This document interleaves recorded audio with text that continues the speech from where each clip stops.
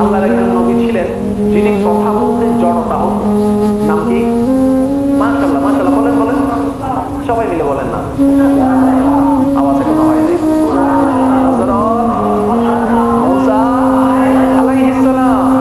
উনি এমন একজন নবী ছিলেন যার কথা বলতে একটু অস্পষ্ট হতো। ওই যে ছোটবেলায় জিহ্বা পুড়ে গিয়েছিল, যার কারণে আওয়াজটা স্পষ্ট হতো না। একবার যদি বলতেন আল্লাহ আমার জবান ঠিক করে দাও, সবার জন্য দোয়া করে, নিজের জন্য একদিন যায়, খেয়াল করবেন, আশিক যারা আছেন একটু খেয়াল করবেন, একদিন যায়, 2 দিন যায়, সপ্তাহ পার হয়, মাস যায়, মুসার কথা বলতে কষ্ট হয়, কিন্তু আপত্তি করে না, নারাজ হচ্ছে না, আল্লাহকে নারাজি দেখাচ্ছে না, শুকরিয়া আদায় করতে আছে, শুকরিয়া আদায় করতে আছে, শুকরিয়া করতে আছে। একদিন, 1 বছর, 2 বছর, 5 বছর, 10 বছর, 15 বছর, 20 বছর, নির্দিষ্ট সময় যাওয়ার পরে এবার আল্লাহ বলে, মুসা এতদিন তোমার কথা বলতে কষ্ট হয়েছে, অধৈর্য হলো না কেন? বলে যে মওলা তুমি খুশি হয়ে দিয়েছো, আমি সেখানে নারাজ হয়ে গেলে, আমি সেখানে নারাজ হয়ে গেলে, তুমি যেটাতে রাজি আমি সেটাতে রাজি, কারণ আমার বলতে তো কিছু নাই, সবগুলি তো তোমার দান, সবগুলি তো তোমার দান। এবার আল্লাহ পাক বলে, মুসা তোমার ধৈর্য আমার পছন্দ হয়েছে, তোমার ধৈর্য আমার পছন্দ হয়েছে, আর আমি ওয়াদা করেছি ইন্নাল্লাহা মা'আস সাবিরিন, আমি তো ওয়াদা করেছি ধৈর্য ধারণকারীর সাথে আমি আছি, আর আমি আল্লাহ ওয়াদা করেছি ফাইন্না মা'আল উসরি ইউসরা, আমি নিয়ামতকে ডবল করে দিই কষ্টের পরে যদি ধৈর্য ধারণ করতে পারে। আল্লাহ তুমি কি দিবা? আল্লাহ পাক বলে, এতদিন যে তুমি কথা বলে শান্তি পাও নাই, ধৈর্য ধারণ করেছো, আমি খুশি হয়েছি।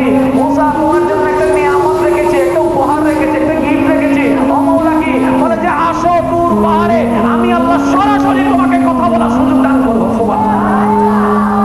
শুধু জবানের জড়তা ধৈর্য ধরেছে, আর কিছু জোরে বলেন না।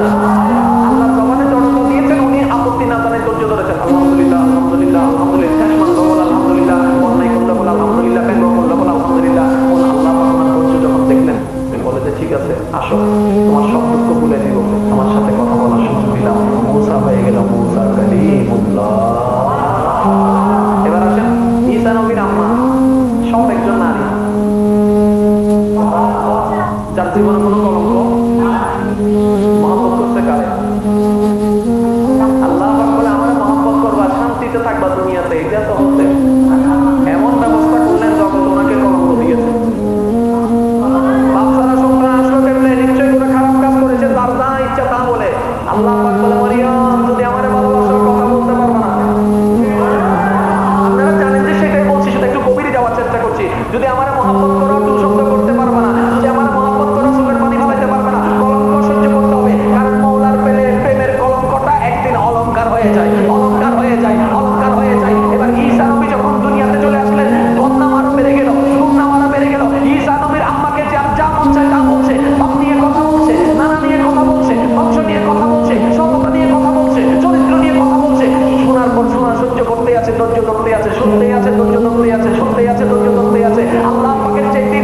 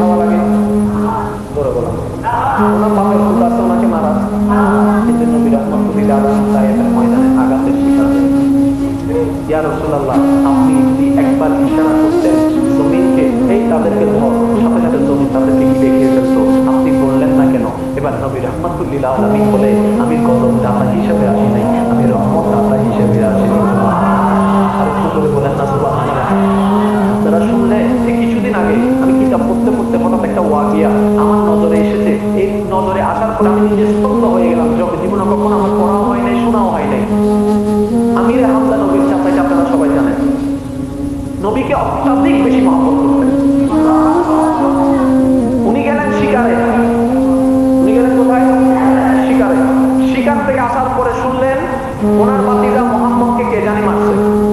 নাউযুবিল্লাহ বলবেন না? আরেকটু জোরে। ওনার বাতিরা মোহাম্মদকে কে জানি মারছে। এই কথা শোনার সাথে সাথে একদিকে সফর থেকে আসলো, অন্যদিকে কথাটা শুনলো, মেজাজ গরম হয়ে গেল। কে মারলো খবর নেওয়ার পরে শুনতে পেল আবু জাহেল আমার নবীকে আঘাত করেছে। উনি সাথে সাথে ওই আবু জাহেলের কাছে গিয়ে জান দেওয়ার দিয়ে দিয়েছে। আরেকটু জোরে। জান দেওয়ার দিয়ে দিয়েছে। এবার খুঁজতে লাগলো মোহাম্মদ কোথায়, মোহাম্মদ কোথায়। খুঁজতে পেল কাবা শরীফের সেহেনের মধ্যে বসে আছে। বলেন না সুবহানাল্লাহ। আমির হামজা রাদিয়াল্লাহু তাআলা নবীজির পাশে গিয়ে বললেন, মনে মনে চিন্তা করলেন যে মারছে তার কথা যদি আমি বলি আমি তাদের মাইরে আসছি, শুনে মনটা একটু হালকা হবে, মনটা একটু খুশি হবে যে না আমার চাচা প্রতিশোধ নিয়েছে। এই চিন্তা করে আমির হামজা বললেন, ভাতিজা তোমাদের যে মারছে তারও একদম দিচ্ছি, আমি ভালো করে দিচ্ছি। এই কথা শোনার সাথে সাথে আপনার আমার নবী কি বলেছিলেন জানেন? চাচা আপনি এটা কি করেছেন? কেন তুমি খুশি হও নাই? না, আমি তো মায়ের পরিবর্তে মায়ের দিতে আসি নাই, আমি তো মায়ের পরিবর্তে মহাব্বত দিতে এসেছি। ওই দিন আমির হামজা বলেছিলেন একদিন সময় আসবে বিশ্ব জুড়ে তোমার নাম হবে শুধু তোমার এই সততার কারণে, চরিত্রের কারণে, উদারতার কারণে। বলেন সুবহানাল্লাহ। তিনি আমাদের নবী রাহমাতুল লিল আলামিন। এক আল্লাহর বান্দা আশিকের কথা বলছে, আল্লাহর ঘর তাওয়াফ করছে। আল্লাহর ঘর মনে রাখবেন, কিছু বান্দার আল্লাহর নিয়ামতের এমন অধিকারী হয়েছে যাদের অন্তরে আল্লাহ পাক দুইটা চোখ খুলে দিয়েছেন, দুইটা কান খুলে দিয়েছেন। হাদিসের ভাষায় ইন্না ফিল কলবে আইনানে ওয়া উযনানে, নিশ্চয়ই প্রত্যেকটি মানবের কলবের ঘরে দুইটা চোখ আছে, দুইটা কান আছে, যেগুলা গুনার কারণে বন্ধ হয়ে যায়। আবার আল্লাহর প্রেম সাগরে ডুব দিলে ইবাদতের সাথে সাথে সেটা আবার জিন্দা হয়ে যায়, চোখ খুলে যায়। বলেন সুবহানাল্লাহ। চামড়ার চোখে লিমিটেড দেখে, অন্তরের চোখে আনলিমিটেড দেখে, যতটুক আল্লাহ দেখায়। অন্তরের কানটা আনলিমিটেড শুনে, কিন্তু এই কানটা নির্দিষ্ট সীমা শুনে। যার অন্তরের চোখ খুলে যায় এমন অনেক কিছুই তারা দেখে শুনে যেটা আপনি আমি দেখিও না, শুনিও না। এমন একটা বান্দা আল্লাহ করছে আর জামান বলছে লব্বাইক আল্লাহুম্মা লব্বাইক লব্বাইক লা শারীকা লাক লব্বাইক ইন্নাল হামদা ওয়ান নি'মাতা লাক ওয়াল মুলক লা শারীকা লাক। সবাইকে আওয়াজে লব্বাইক আল্লাহুম্মা লব্বাইক। মওলা বান্দা হাজির, মওলা বান্দা হাজির, মওলা বান্দা হাজির। উদ্দেশ্য থেকে আওয়াজ আসে তোমার হাজিরা কবুল হয় নাই, তোমার হাজিরা কবুল হয় নাই, তোমার হাজিরা কবুল হয় নাই। সে বলতেই আছে মওলা হাজির, উদ্দেশ্য থেকে আওয়াজ আসে তোমার হাজিরা কবুল হয় নাই। অনেকের কাছে এটা অদ্ভুত লাগতে পারে, আমরা সেই জগতের না, আমাদের কাছে অদ্ভুত লাগবে। আমরা যদি মওলার প্রেম জগতে গিয়ে চোখ খুলে ফেলতাম এটা আমাদের কাছে অদ্ভুত লাগতো না, কারণ একটা অ্যাটাচমেন্ট এর বিষয় আছে। সে বলতে আছে মওলা আমি হাজির, ওখান থেকে উদ্দেশ্য থেকে আওয়াজ আসে তোমার হাজিরা কবুল করা হয়নি। ওই তাওয়াফকারীর ভিতরে একজন আল্লাহর প্রিয় বান্দা ছিল যে আল্লাহর রহমতের খুব কাছে, তিনি সেই আওয়াজটা শুনছিলেন। শোনার পরে তাওয়াফ শেষ করার পরে ওনাকে ডাকলেন, বলছে ভাই আপনি বারবার বলছেন লাব্বাইক, উদ্দেশ্য থেকে আমি আওয়াজ কেন জানি শুনছিলাম লা লাব্বাইক। আপনি বলছেন আমি হাজির, গায়ের থেকে উত্তর আসে আপনার হাজিরা কবুল করা হয় নাই।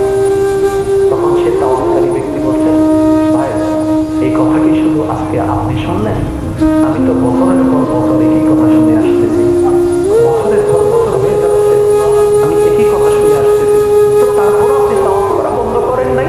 এবার সে আসে করতে, আমি তো ওনার বান্দা, উনি আমার মালিক, ওনাকে ছাড়া আমি কোথায় যাব? উনি ধাক্কা দিয়ে বের করে দিল তো ওনার কাছেই থাকতে হবে।